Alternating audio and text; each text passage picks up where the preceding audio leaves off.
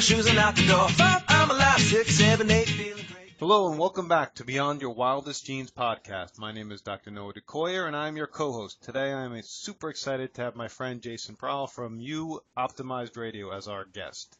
Jason is a longevity and optimal health practitioner who works remotely with individuals around the world to provide solutions for those struggling with weight loss or suffering from complex health issues that their doctors have been unable to resolve. As a nationally recognized speaker and host of the You Optimized Radio show, he's been able to share his unique and innovative approach with a global audience, which facilitated the transformation of thousands of lives with simple, practical, and powerful solutions to combat chronic health conditions and drastically improve quality of life. Jason's current project is a documentary film series called The Human Longevity Project, which is set to uncover the complex mechanisms of chronic disease and aging and the true nature of longevity in our modern world. Hey, Jason, how are you, man? Hey, good. Glad to be here. Thanks, Noah. I love being interviewed for your podcast. I'm honored to return the favor. I'm especially interested in your documentary film series, especially since one of the projects we did a year and a half ago was the Longevity and Anti-Aging Project. So how are you, my world traveler? I'm doing good. It's always good to chat with like-minded docs, looking at longevity and things from an integrative approach. So always happy to chat. Yeah. Let's start this off real simple. First question I ask all guests, what's your story, Jason? How did you become the longevity expert that I'm speaking with today? How did you end up where you are? How did you end up coming home from Costa Rica last night on this podcast with me today? Well, I think it all, like many of us, it starts with our own health, looking at the things that are troubling us as we get older. And my health issues started off pretty young. At the age of 13, I was having joint issues. I had skin problems when in my 20s, developed gluten sensitivity and the skin, the joints, and the food sensitivities really were my big issues that forced me to look at what was going on because, when these things were happening for me, it was, early 2000s. There wasn't a lot of integrative doctors, and if they were out there, you didn't know how to find them because the internet wasn't the internet. So, right. It was tough to figure this stuff out. So I kind of had to force myself to figure it out. And over the course of a number of years and slowly making headway into understanding, physiology and really what's happening, I kind of started to get a hang of this stuff and, hung out with a bunch of smart people like yourself, integrative functional doctors, and just started to use kind of an understanding of how the body works and an understanding of how to think about disease and think about health to kind of practice in an integrative functional model. But kind of as I went through that, what I thought, there are a lot of great doctors out there, and some of them yet still aren't focusing on health, right? Which is why you and I have such great conversations because you focus on health, but yet there's still a lot of doctors out there that are only focusing on disease. And whether you're focusing on disease from a functional or integrative standpoint or holistic or naturopathic standpoint, you're still missing a key point when you're not thinking about the health aspect of things, right? There's tribes and societies around the world that essentially their medicine men basically get replaced or let go if there's a lot of disease or sickness in the group, in the society, right? So they basically have an understanding that if the tribe or the society is healthy, then the medicine man is doing his job. And so, I think that's kind of what prompted me to go from the sort of functional medicine integrative standpoint, only focusing on disease, to then, the health side of things and looking at longevity because, there's a difference between not being sick and truly being healthy, right? So that's really what I wanted to focus on was kind of optimal health and not just the absence of disease, but really the presence of vitality and wellness in somebody. So that's kind of where I made my shift. And, I still do a lot of the integrative medicine type of things, but I really have just decided to focus on looking at really, really healthy populations around the world and trying to understand what makes them healthy, not just simply, the absence of disease in those populations. Right. Well, when we're looking at you, how did you make that transformation using yourself as the model? Because like you said, you had chronic knee problems, skin issues, gluten sensitivity. Obviously, a lot of connections there. How did you Yeah. use you as the model? How did that come about? Well, I think it came down to me looking at my lifestyle, and I said, okay, instead of trying to figure out the disease mechanisms and try to interject there, it was really just the philosophy of, kind of just coming to an understanding and a realization that health is innate. It's built in. This is something we are sort of designed to be, is healthy. And so, when I started looking at my own lifestyle practices, I realized how many things were basically they were blocking my health. So, I started looking at circadian rhythm function and how to optimize mitochondrial function and remove a lot of these blocking factors that were preventing me from moving forward, because it wasn't that I couldn't figure out the disease mechanisms. It was, okay, how do I deliver health in the most fundamental way? So, I basically just got stuck until I started incorporating sort of health practices as opposed to simply disease mitigation and that kind of thing. So, really something like sleep, right? Sleep is not something that you use to combat disease. Sleep and proper sleep and good sleep, and I don't just mean 7 hours, but I mean really going through the stages of sleep so that you're repairing, that's a health practice, right? So Right. it was those type of things where I was looking at, okay, if I really want to get healthy, like I have to focus on sleep and I've got to understand it and get good at it. And so what does that take? That's not a disease solution. That's a health solution. So it was just kind of a something clicked at some point, and I can't even say when that was, but that's when it all kind of switched for me, and that took my own health to the next level, and I was able to start taking other people's health to the next level as well.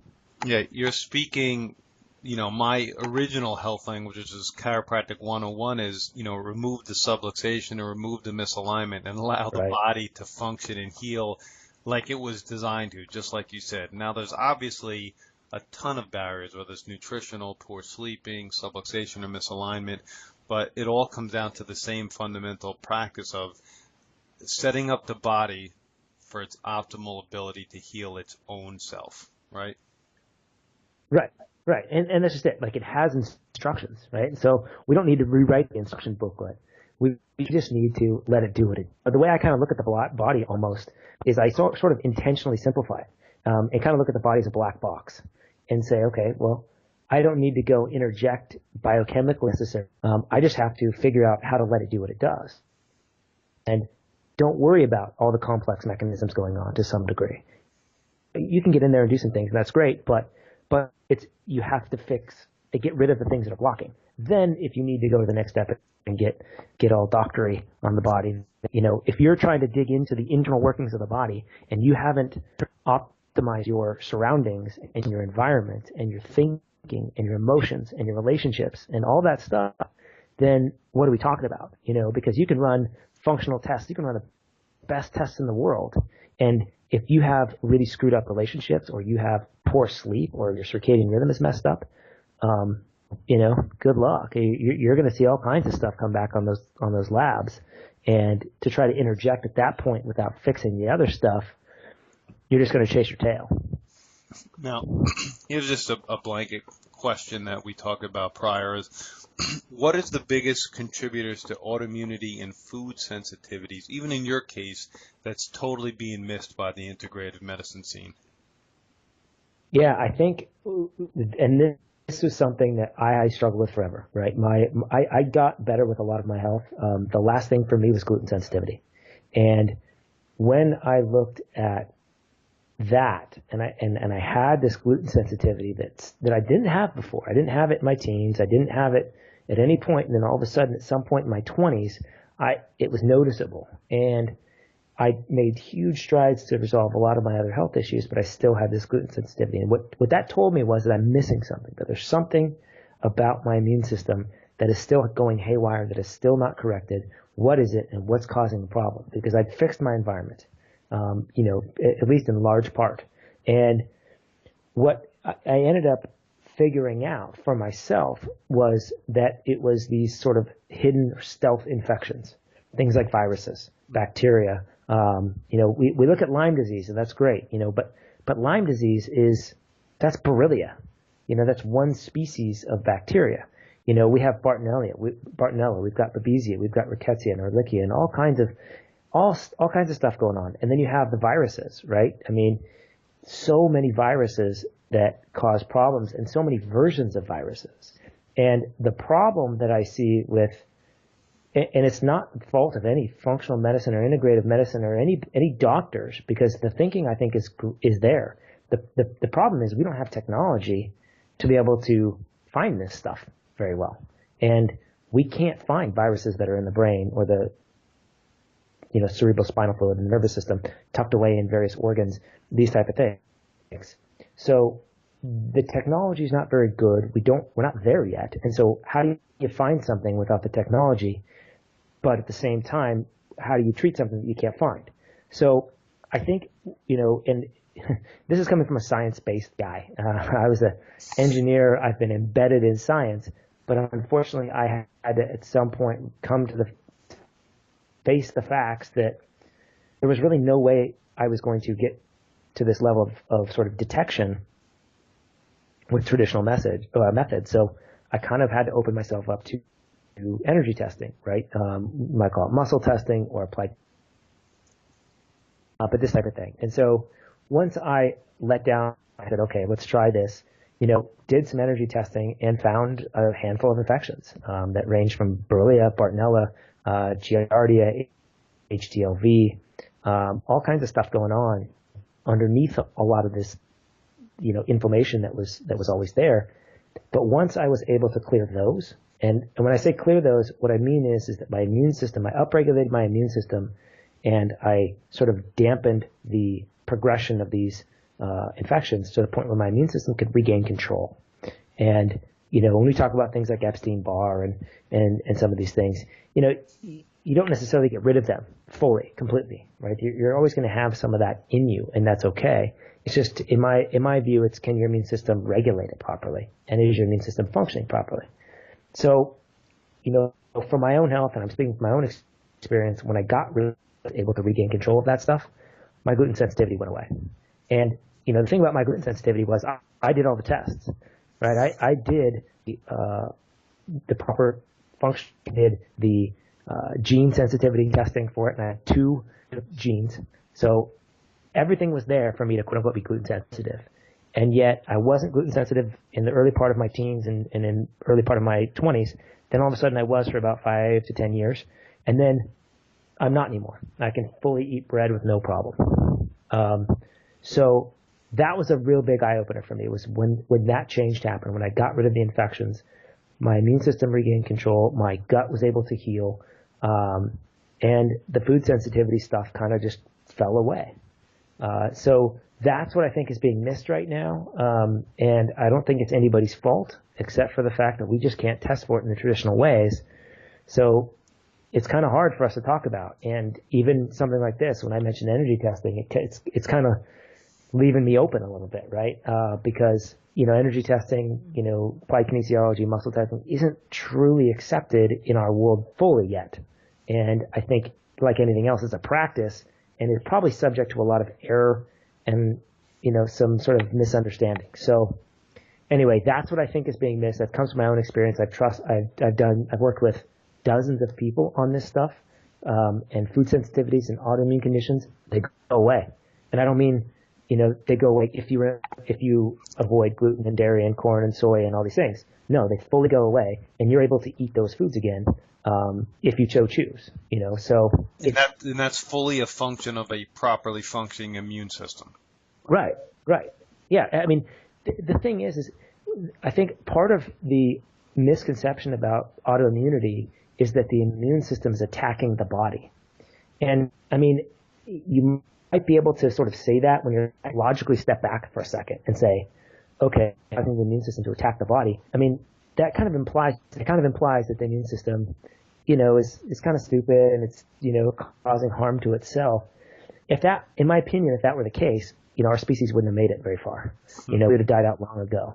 So I come from the mindset that our body is essentially perfectly designed, whether you want to say through evolution or nature or God or universe or however you want to classify that. It doesn't really matter to me, but that's my fundamental core belief, and that if we start from there, then the body is going to always try to balance itself. It doesn't seem logical that it's going to attack itself.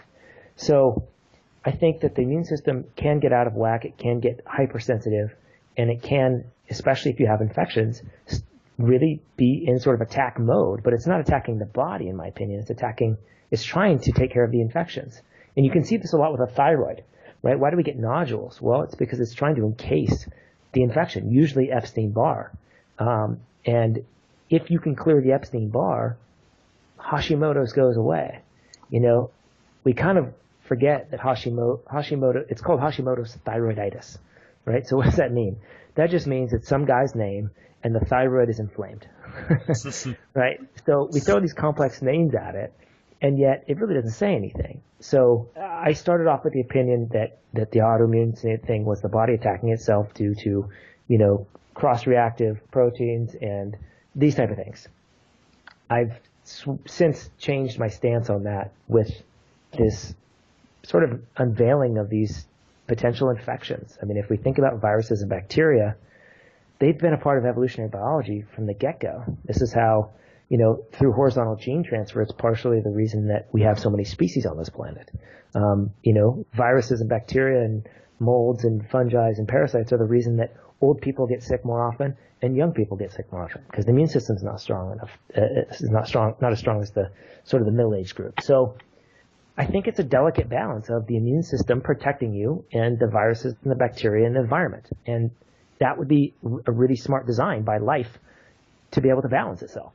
And I think what's happened is that we've lost control of our immune systems through poor birthing practices, through a lack of breastfeeding, through poor emotional states and family situations, through toxins in the environment, right? I mean, the average baby's born with 280 to 320 chemicals in the umbilical cord, right?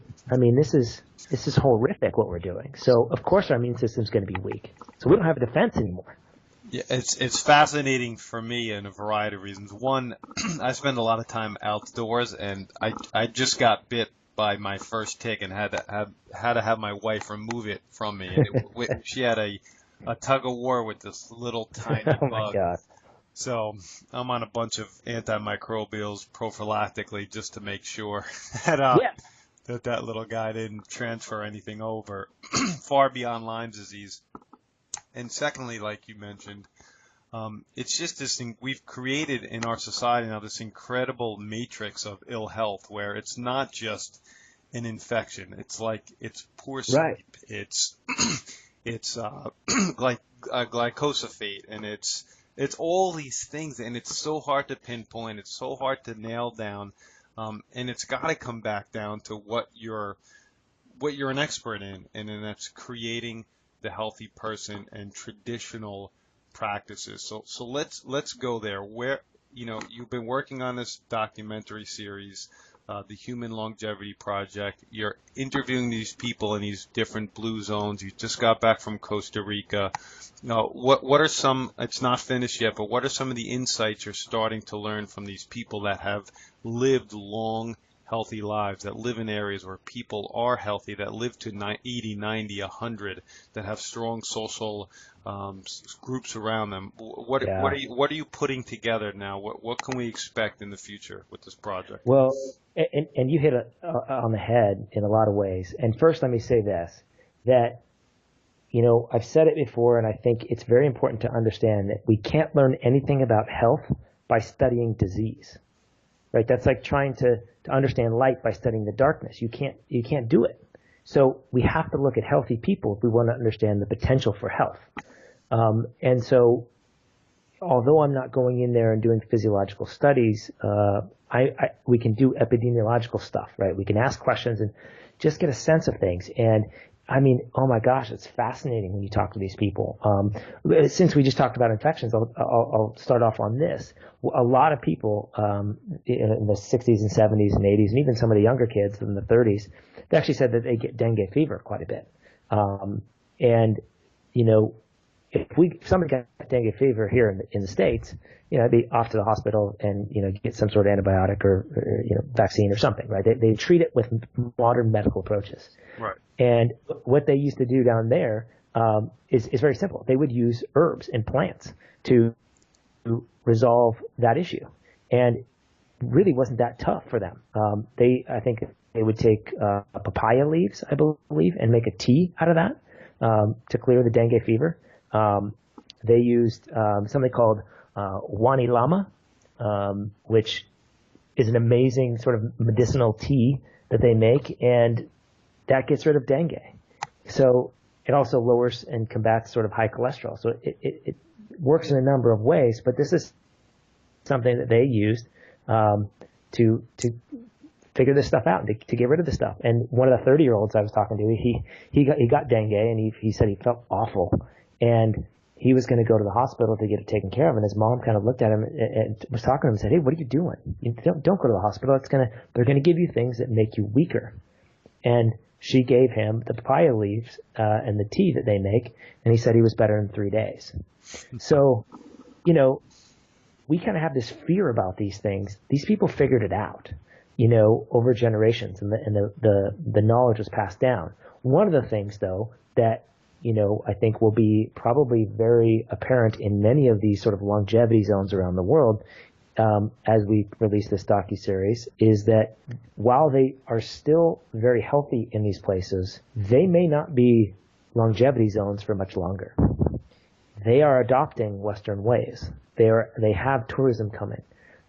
So a lot of the people that I interviewed that were in their 70s and 80s and 90s down there, they were recalling times that were much different. I mean, in a lot of these village areas, they didn't get electricity until 30 years ago.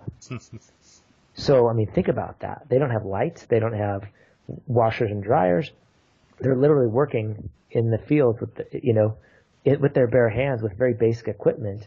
They're outside all the time, right? They have good social groups. One of the ladies was telling me that the kids, that the women would stay home and take care of the household and usually the small farm stuff and raise the kids and all these things, do a lot of the chores around the house. And she said that one of her favorite things she used to do, this was probably 40 years ago or 50 years ago, was after the men would come back from working in the fields and doing all their stuff outside essentially, that they would pick all the ticks and the bugs off of them, kind of like monkeys do.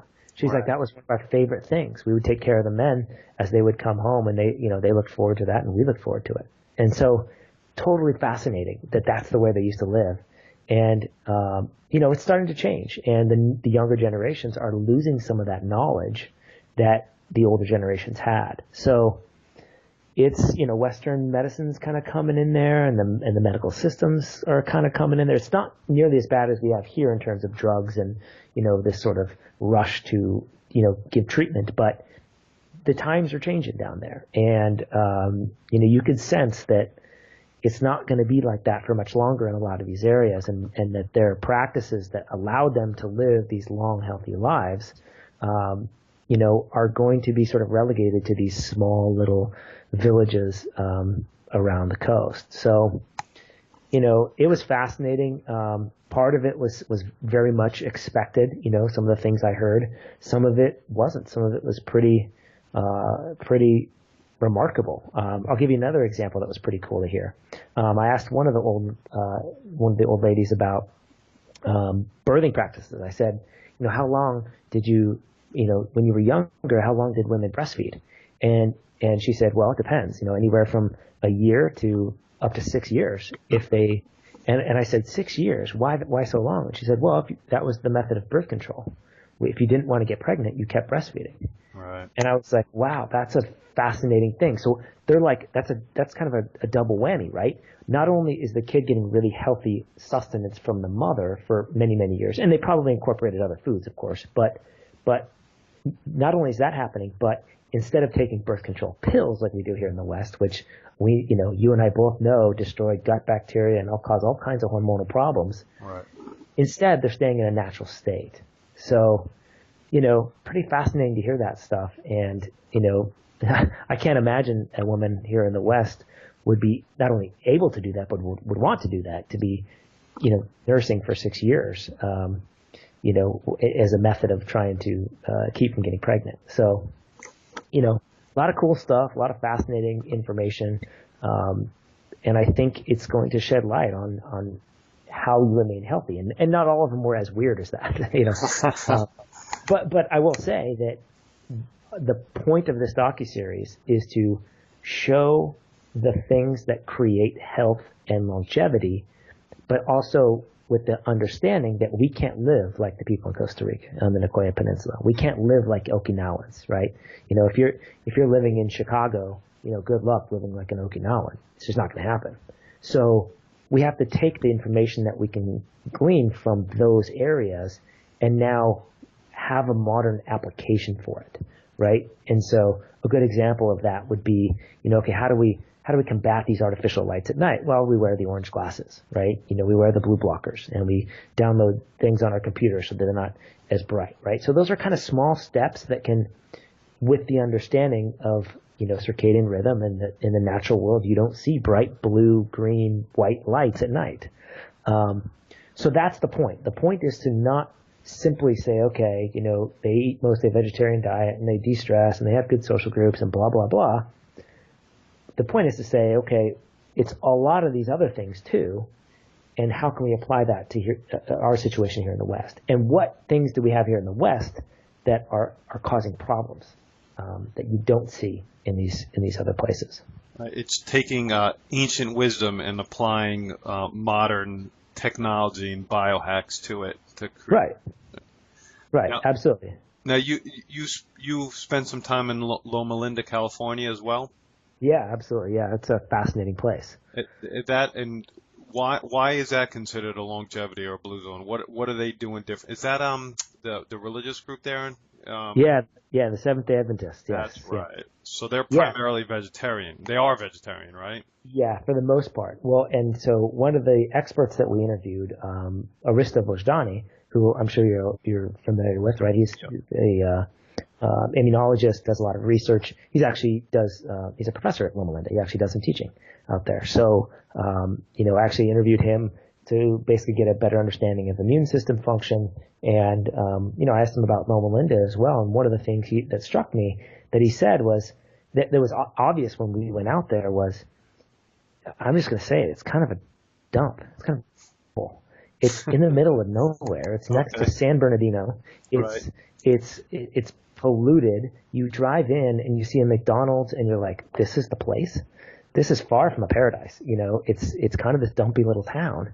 Right. But what's fascinating, and it's very toxic actually. It's one of the most toxic places in California. Well, I'd say one of the most. It's very toxic because it's inland and they just don't have great systems there.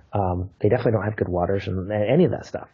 So you have to ask yourself, okay, if they're facing kind of an uphill battle, they must be doing some other things right. And, a couple of things that we noticed were, yes, primarily they have a vegetarian diet. Now, I know that there's a lot of people out there that love to talk about food and debate food and what's the right way to eat. One of the things I can say about a veg diet, especially when we're talking about a lot of research that looks at protein, specific amino acids that kind of shut down the longevity part. So when you're looking at longevity, there's kind of this seesaw battle. One is on one side of the equation, you have sort of the having babies, right, and being in this progestation state, right, and there's kind of this growth baby having state, and then once that shuts off, then you have kind of this longevity situation. So they're actually kind of on opposite ends of the seesaw. So there's fascinating research that looks at that, and that looks at, okay, what is it that kind of flips that switch? And a couple of things are certain amino acids. So, don't eat as much animal protein, particularly. You're losing some of those amino acids, which actually can give you this longevity. And of course, there's lots of other beneficial things about plants. They feed the gut microbiome, sort of the energy aspect of them from the mitochondria standpoint. They're very easy to digest. There's a lot of great things. So that's not to say I fully support and endorse a vegetarian diet, but I will say for longevity purposes, it can be very useful, especially in your later years as you kind of flip into this longevity aspect of life as opposed to, having babies. So, there's that. But they also have a strong faith. And having a strong faith in whatever religion or spiritual practice you have is important because it gives you a sense of purpose, attitude for something other than yourself. It can join people together, right? So it strengthens communities. And that's one thing you see there. When you go to Loma Linda, as dumpy of a place as it may seem from the outside, once you kind of get in the mix, man, you've got hospitals and the whole university is dedicated to health, basically, and dentists and all the chiropractors, all these things in the community. It's a small community, but man, they are so focused on health that it's pretty fascinating. And so it's a community focus on health. It's a community driven place. And not only that, the Seventh-day Adventist sort of practice does involve a lot of good things when it comes to health, taking time off, relaxing, getting outside, eating organic, vegetarian type of stuff. So, there's a lot of things that go on in there, but it's definitely, I would say, the odd man out, if you will, from the rest of the places we look at, because it just doesn't seem to fit. It's kind of the only one that's not an island or a peninsula. The other ones being Sardinia over in Italy and Icaria in Greece, and then you have Nicoya Peninsula in Costa Rica, and then you have Okinawa, which is an island in Japan. So, and there's a couple other ones around the world. So I wouldn't say those are the only ones, but those are the ones that have been identified kind of in the research by National Geographic in the 90s. And so we're just kind of using that as a template to look at what's really happening there. So when you look at Loma Linda, it just kind of sticks out like a sore thumb, and you're going, what the heck is going on there? Yeah, so it's cool.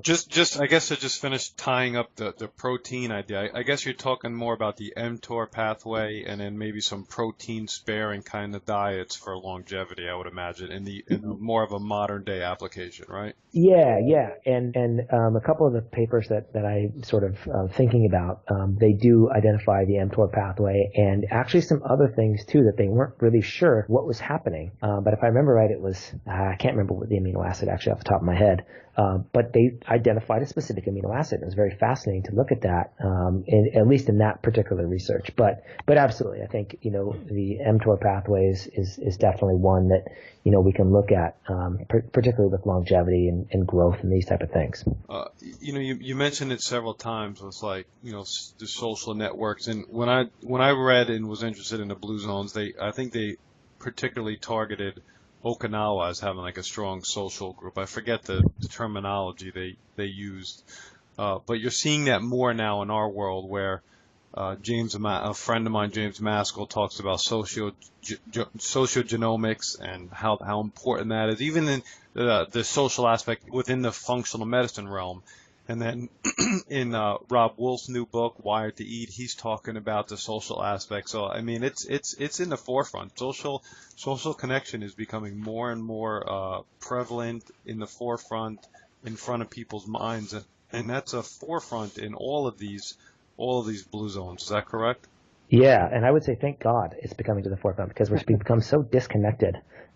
It's kind of crazy, right? I mean, I don't know how to put it any other way, but we are connected through technology, but we are not really that connected anymore through real world experiences. And so you're starting to see a comeback in that, I think, and it's really good to see. And now the research and the health world is now looking at that and understanding it.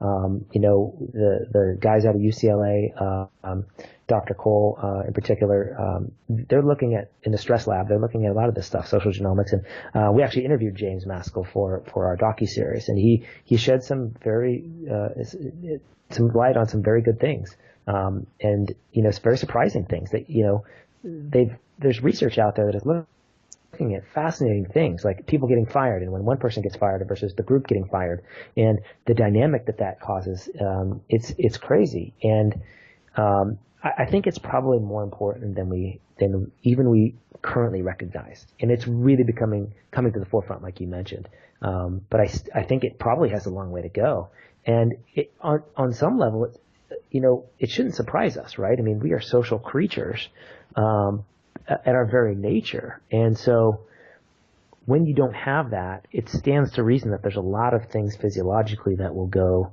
haywire, that will basically keep us in this chronic stress mode, that will activate sort of our stress response and our autonomic nervous system and shift it over to the sympathetic side, and, keep us in this fight or flight thing of, I don't belong. And so that's gonna have a huge impact on things, and you're right. It's in every blue zone, and we still have yet to go to a couple of them. But from my research on the outside, I can tell you that's been looked at, and so when we go there, it'll be interesting to see it. And that's the whole point of us going to these areas, is to look at them and show the lifestyles, show how these people interact, show what they're doing. Because it's important to see that it's not that longevity and health in our later years doesn't come from a fantastic medical system and health care for everybody, and it's not even just food, which I think a lot of people were still in this mindset that if I just eat healthy and I move, then I'll live a long, healthy life, and that's just not the case.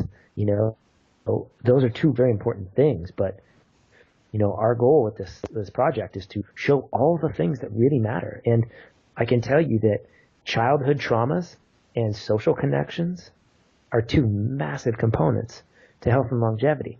And if you look, I think everybody has a story or knows somebody with a story of, yeah, my grandfather used to drink whiskey every day and smoke cigarettes till he was 95. Right? We have all heard somebody with that story, or we know somebody that was like that. Right? So how can we look at that? He used to eat bacon and eggs all the time, or he ate this every day. You hear those stories all the time, and it's always the weirdest food, or smoking or drinking or something to that effect. And so we can't look at these things in isolation. If that person has, had a really good birthing experience, a really strong family connection, really good social connections throughout their life, they were outside all the time, they got good sleep, all those type of things. Their physical structure was in good shape. They didn't, beat themselves up. Hey, maybe your body can overcome, constant stress of drinking or smoking or eating a crappy diet. So there's a lot we have to look at, and it's not that hard. It may sound overwhelming. It's pretty darn simple. You just have to see it for what it is and start to incorporate it. Yeah, we could just start with sleeping, right? And this is my downfall. Yeah. You can just start with sleeping and conquer sleeping in all its glory, and that could solve 90% of your problems. Right. Or create 90% of your problems. Right. Well, think about it. What's the one time we actually recover? It's during sleep. Our bodies are in sort of catabolic destruction mode during the day. That's sort of the nature of the day. And, despite the fact that you're eating, that's sort of irrelevant. The place at which you recover, where your cells turn over, where, all the recycling, the cell suicide, that primarily happens at night. All the autophagy and the mitophagy, all this stuff really happens.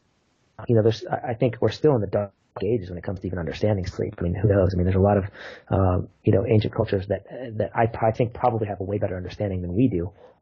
So, there's still a long way to go, I think, in fully understanding what sleep is doing. But clearly, it is the mechanism by which we extend our lives. Right. And the easiest example I'll give, look at an insomniac and look at somebody who cannot literally sleep. It ain't good. They go downhill very quickly. So there's a reason that your body shuts down and it's to recharge those batteries. So, I totally agree with you. I'm a huge proponent of if you want to focus on one thing, focus on sleep. Forget everything else. If you need to focus on one thing, just dial that in and get good at that. And if you're not sleeping, and you're not focusing on sleeping, then you're really doing yourself a disservice. I totally agree. After interviewing Dr. Kirk Parsley and Dr. Michael Bruce and James Swanwick, I agree with you 100%. Right? Start with sleep first. Absolutely. With 100%. And I know I remember you had blue blockers on. I think the last. Listen, I have them on right. I got them on right now. I have 3 different companies' blue blockers. I test them all out. I look at the different stylish ones. There's the True Dark Day Walkers. I got them all. I've been practicing, trying them, figuring them out, using them, and it's made a big difference. My kids have multiple pairs, so it's a big deal for sure. Well, and you kind of highlight the point that I like to make. on some level, we kind of have to get dorky with this stuff, right? Like you can't be the cool guy anymore and focus on this stuff because our modern world is so screwed up. So have some fun with it, go get those weird glasses and something new comes out, play with it, see what works for you, just let go of all the nonsense and, fill your house with candles, light a fire again for crying out loud, get the orange bulbs and the red bulbs and just play around with that stuff and just kind of let go. So I love the fact that you do that. That's awesome. Yep. I hear you. Now, you mentioned something and it probably got glossed over, but I wanted to touch upon it. You mentioned childhood traumas, and the way we got introduced was through Nikki Gratrix, and her work just freaking blows my mind. With all her emotional work she does and all the statistics and everything. Now, is there a correlation in these blues? Are you seeing anything with how these societies deal with traumas? Is it a social thing? Are you seeing any connections? What are you making on that front and childhood traumas in these areas? I mean, there's a lot less of it, I can tell you that. Partially because they have a stronger social connection and a stronger family connection. Okay. And the family is important. The elder, the 94-year-old grandma isn't pushed to the side in a nursing home. She is the head of the household, and so there's respect for the older generations. There's a tight family connection. Part of most of these blue zones, they have this same mentality of chill the heck out, I mean, in Costa Rica, they say pura vida, right? And just live a pure life, just relax. And they even say it just as a hello and a goodbye, right? When you say goodbye to somebody, they say pura vida. So it's this constant reminder of just relax. It's all good, So their stress levels are so much lower, and while their lives may seem harder, I think one of the fascinating things I remember talking to one of the gals about was, we had to work for our food every day. Some of the fruits were growing on trees, we can go pick it easy. But we had to farm. Basically our day was working so that we could live. But she also said, but that was easy because we knew what we do every day. There was no stress. It was just work. So we had work, but we had no stress because we knew exactly what we needed to do every single day. And I thought that was fascinating, right? I mean, think about us. We are constantly stressed, right? Oh my God, what's the boss going to think? Oh my gosh, I have all these employees I got to take care of. I got a million emails I got to answer. So our days are changing, even though they may seem rather, boring or dull or repetitive. We're constantly stressed out with all these things. When you're working with the land and you're working with, more natural environment, there's just the stress isn't there. So overall, they have much lower stress. The childhood traumas are not nearly as significant. The birthing is better. So, when a child has a umbilical cord wrapped around its neck and it comes into this world in a stressed out mode, that child's wired for stress. And it's usually going to take some undoing to sort of, undo that stuff. So everything that they do facilitates less trauma. And that, I think, just translates to a healthier human, because you're not in this sympathetic nervous system state. You're not in this, this overdrive, this stress, this HPA axis, overdrive. And, going back to infections even, there's viruses that take advantage of somebody that's in a stressed out state. When cortisol rises, adrenaline rises, that's when they will move around the body. And they might migrate to another part of the body. So the viruses and the bacteria are sensing this in us. So if you've got an infection and you're constantly stressed, well, now you're gonna speed the progression of that viral sort of pathogenesis. So it all ties together. And Nikki, and we interviewed her for our docuseries as well. She's amazing with stats. She'll throw them at you all day long, and they're unbelievable. I mean, it's like the more childhood traumas that we get, and it applies to adulthood trauma as well, but the more trauma we carry, the more we see, poor health practices, in terms of smoking and drinking and drug abuse and all these things. But we also see, even without that stuff, we see just poor health, more likelihood of a heart attack, diabetes, autoimmune conditions, et cetera. You name a disease, it doesn't matter, cancer. More likelihood of cancer if somebody has childhood traumas than somebody that doesn't or has fewer childhood traumas.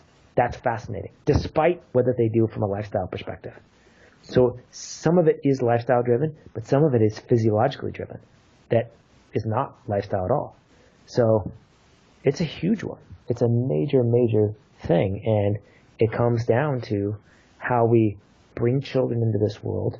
How, are we doing C-sections? Are we, adoptions and abortions or failed abortions or what have you?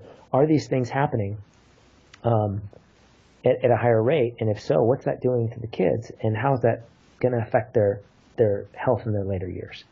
And so it's not easy to understand this stuff, but the studies, as sort of broad maybe as they are just beyond telling. You have to be a fool to deny the relationship between childhood trauma and disease later on in life. Yeah. Who while we start winding this down, who were some of the few other people that you interviewed just to spark our audience interest in this project a little bit more? Yeah, we've got some pretty great people and a diverse group. We've got experts like Karan Krishnan, Arista Vojdani, Michael Bruce, who you mentioned earlier, on sleep.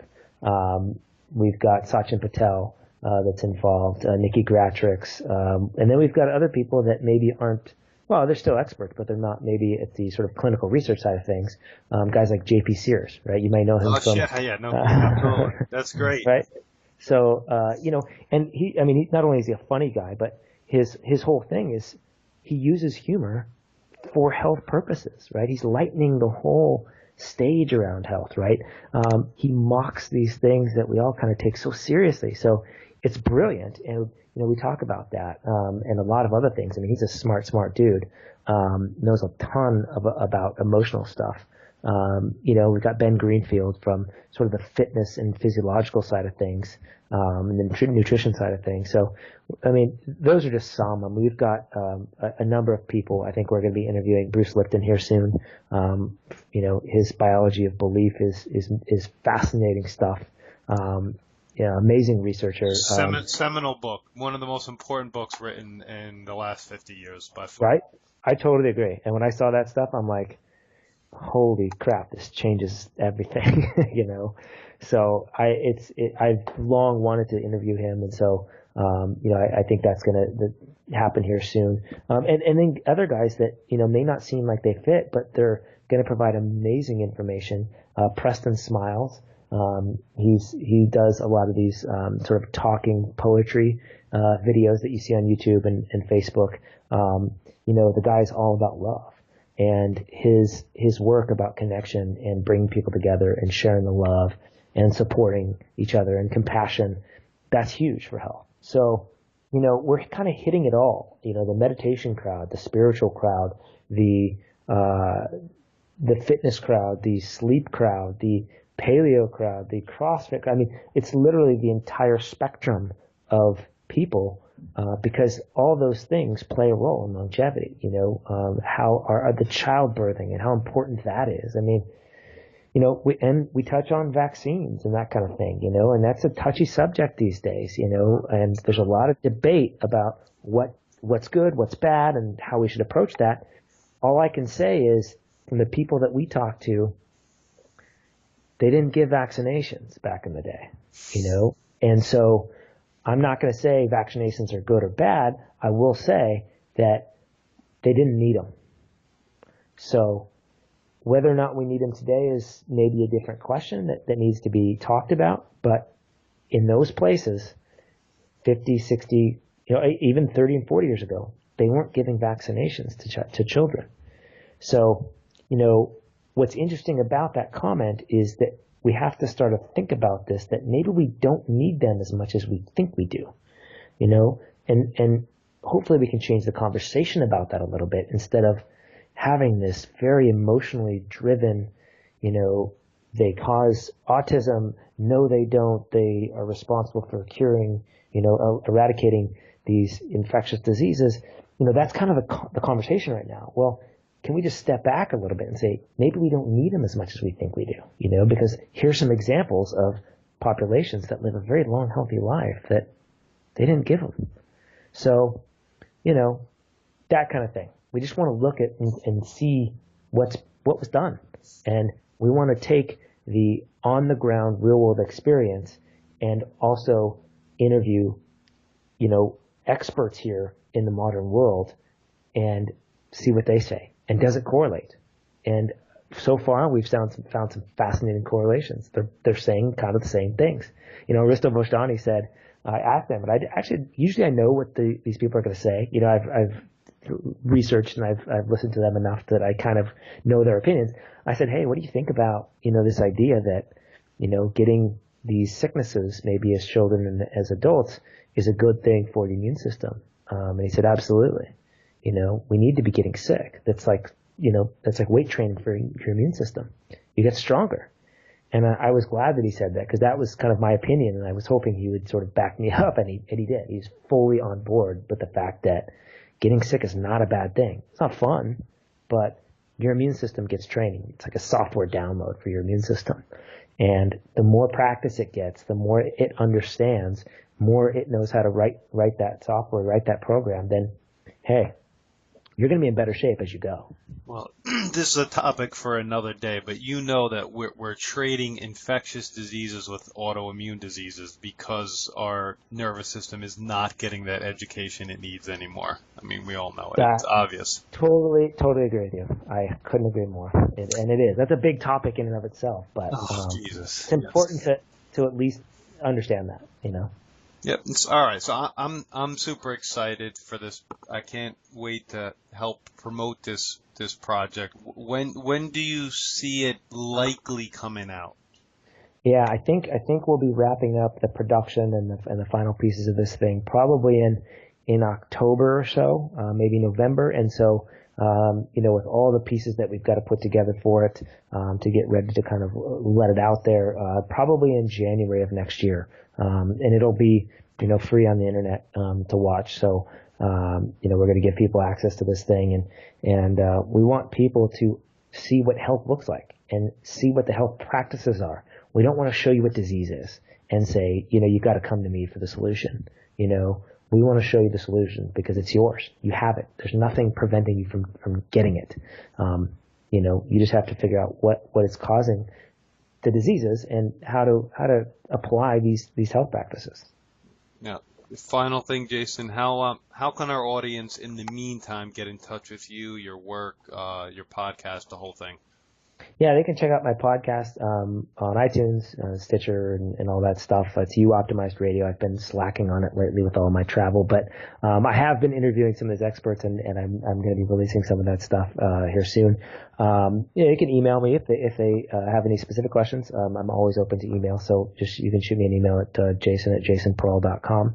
And they can check out my website, jasonprall.com. I've got a couple articles there and just some things kind of talking about what I do. But yeah, we hope to get a public website out here soon for this project because we really just want to get people involved and give them the solutions that they're looking for so that they can combine a lot. Because this is what you do. I know you do this as a chiropractor. You teaching people the lifestyle stuff while you work on them from a physical standpoint, nutritional standpoint, because that's your specialty. But in order to have that stick, they got to do all the lifestyle stuff. And so this is what we're trying to do is help get that conversation started so that, good doctors, good integrative physicians, chiropractors, acupuncturists can do their work and have it stick better because without the lifestyle stuff, they have to keep coming back, right? You can't fix them if they don't help you with that stuff. So right. That's what we're trying to do. Great. Well, thanks again, Jason. I'm looking forward to continuing our conversation. You're just always a fascinating person to talk to, and now that I have a better idea of what this project is, I'm really excited for it. So thank you again. Well, thanks for giving me the platform to talk about it, and I am sure I'll be seeing you very soon. Absolutely. My name is Dr. Noah DeCoya, your co-host, and you are listening to the Beyond Your Wildest Genes podcast. If you like what you've heard today, please share this with your friends and encourage them to subscribe on iTunes. Leaving a review and rating on iTunes help us move up the chart. Thank you, and as my oldest son Hayden says, be awesome and never unawesome.